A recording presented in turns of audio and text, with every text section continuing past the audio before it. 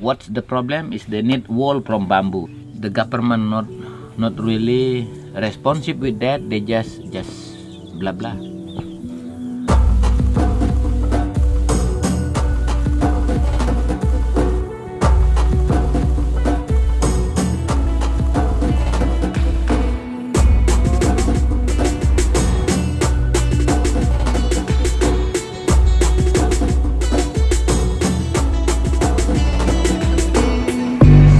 Before it was houses here, you know, house.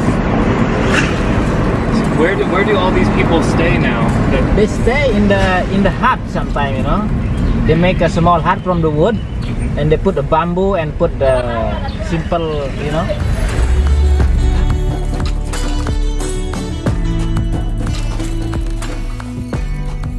My name is Raden Akriabuana. I was the head of the village of Senaru since 1997 to 2013.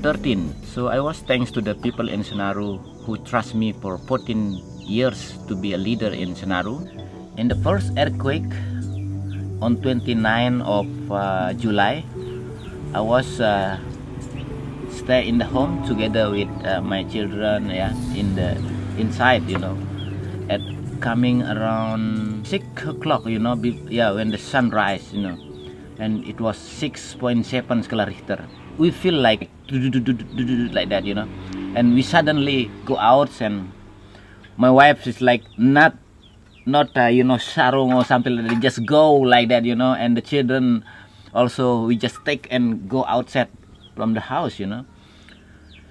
So everything around here is like dust. In the beginning, not all of Lombok. We are only in Bayan have this problem. There in Bangsal, totally nothing, you know. So the people from other neighbors come to here to help. Bring the food, bring a rice, bring a noodles, bring a water, anything, bring a blanket, everything. But after that, in 5 of August, that the second earthquake make the flat all of Lombok. 20 minutes, 10 minutes is coming again, you know. Not like 4 scala Richter, 3 scala Richter. We have the warning from the government.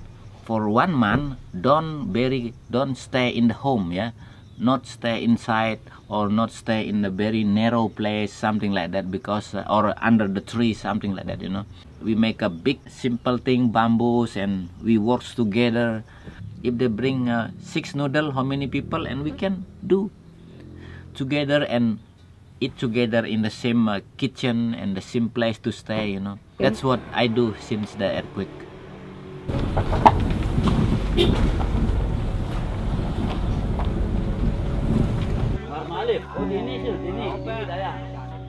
So everyone changes how they build because of the earthquake. Now people, they are prepared with the woods materials and bamboo, you know.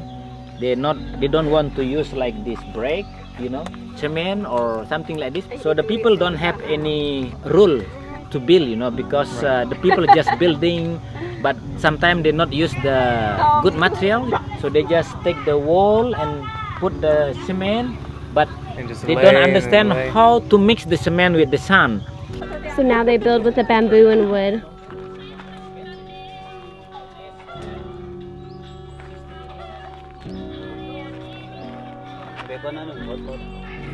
They are starting to rebuild with bamboo and wood because it's more safe, and it's also a lot cheaper way to rebuild their homes. It's almost double the amount to rebuild with cement and concrete. Money, I think it's okay, but it's important. Better bring the food like a rice or noodle, eggs and milk, something like that, you know, or blanket or sarung like that, you know. The earthquake is still coming until right now, even small scala Richter, but we still heard that, you know. So the people is still trauma, make the people not scared on like that, you know. And so this one, this is the place. All the people together. Where is people sleep for all of these people here, you know. And then this is the kitchen.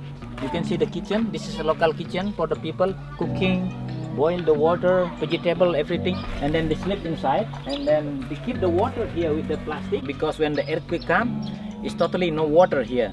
So someone coming, the donation people come to bring the water with the car. Then we bring here and put here. The tin that they were using over on the construction site, they don't have, I guess, a lot because they're now moving it over to the roof of their home.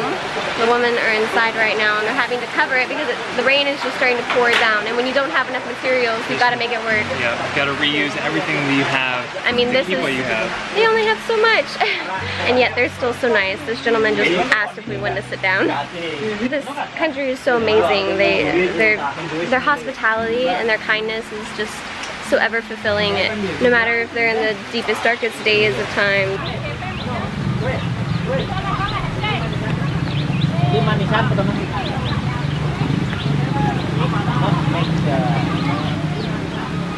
How you say? I'm currently standing in what looks like someone's bedroom, or what was someone's bedroom. The tiles are very beautiful. The blues and the green. They just now got running water again, and they don't even have it 24/7. Each village gets it at a certain time of day.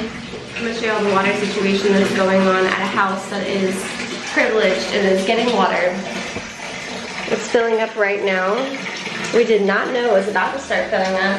We were hanging out in the living room, all of a sudden the water turns on. That's because the villages are taking turns. The water pipes are being switched out between every village throughout the day, throughout the night, so you never know when your water is going to be turned on. You must have a bucket ready. And to be completely, totally discreet, Tyler and I are showering together while we are here because we need a little help pouring the water. Yeah, Ashley washed her hair last night and used like the entire bucket.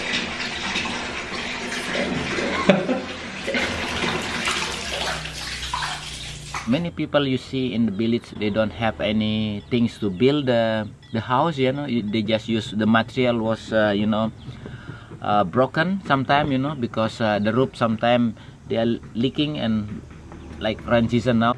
We stepped in some water and we're like, where is that coming from? But even so, even if the roofs are good and everything seems to be stable, there's really no hope for the next 3 months for them to rebuild in a day that's not going to rain. That's literally going to be impossible.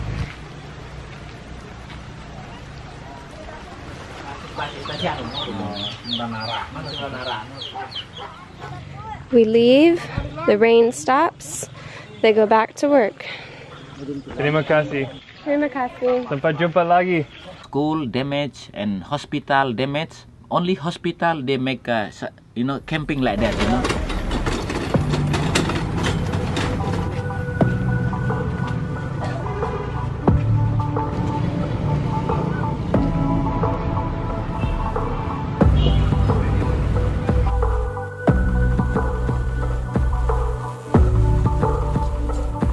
They are doing all the operations that need to be done inside of the tents. The ones in the back are operations. These are just check-ins where you get your medicine after you have your operation done.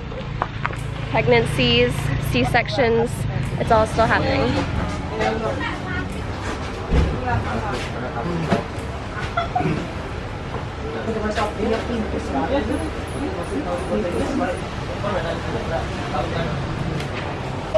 Akriya is now visiting. He knows people in the village that are here, and he's visiting to make sure they're okay and to see if they need any money.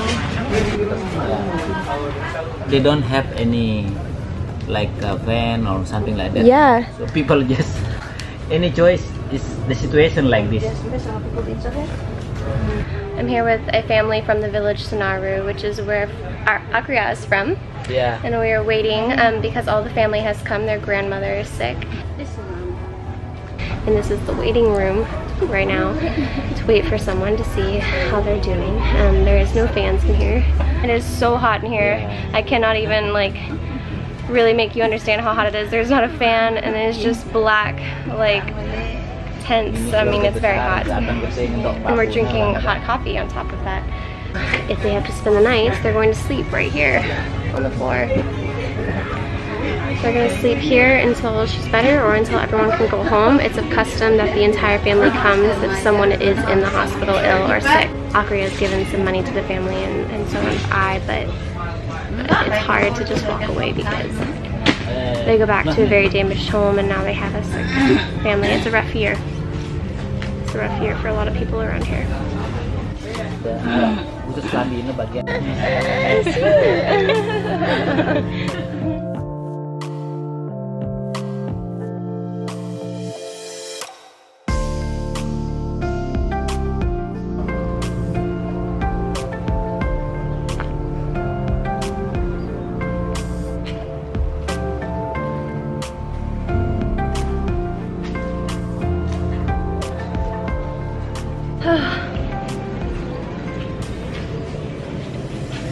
Standing under the hospital now for some shade and breeze. Akria said that just last week there was a tiny little tremor earthquake and there were men working on the second floor and they jumped and they fell and they have broken their legs and they're now in the makeshift hospital.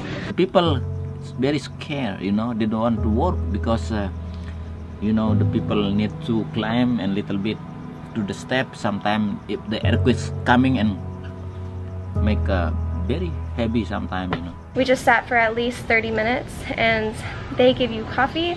You sit and talk with them, just share your stories about the earthquake, share your stories about how life is going. It's not just a come and go, it's not a fake, just put on a face type of thing. They live just a kilometer away from him and he was their village leader and many people as village leaders for I think about 14 years, so his job never ends. His father was the village leader, his son will one day be a village leader.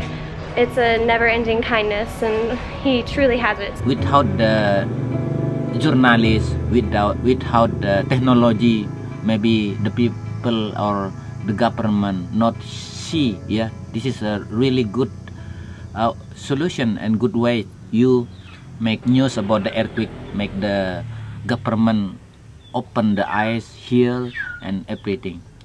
Like what I say, there is will, there is way, something like that, you know.